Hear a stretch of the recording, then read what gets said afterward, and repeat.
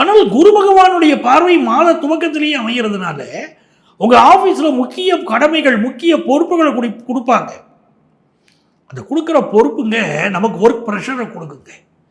ஆனாலும் நீங்கள் அதை காட்டிக்கொள்ளாமல் கடுமையாக உழைச்சு நல்ல பேரை வாங்குவீங்க. அது ஒரு பெரிய யோகமாக உங்களுக்கு அமையுது.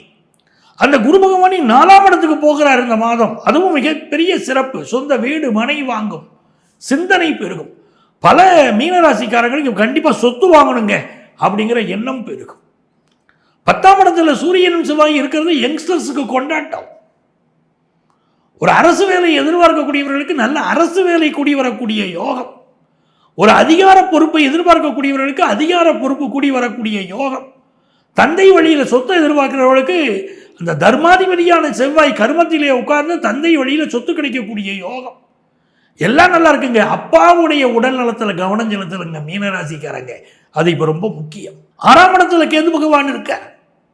6ஆம் இடத்துல கேது பகவான் இருக்கிற போது சிலருக்கு உடல்நல துன்பங்கள் கொடுக்குது. ஏதோ ஹெல்த் இஷ்யூ, என்னன்னு சொல்ல தெரியல, டெய்லி ஏதோ உடம்பப்படுத்துதுங்க அப்படின்னு சொல்லிக்கிட்டு இருப்பாங்க. அவர்கள் என்ன பண்ணணும்?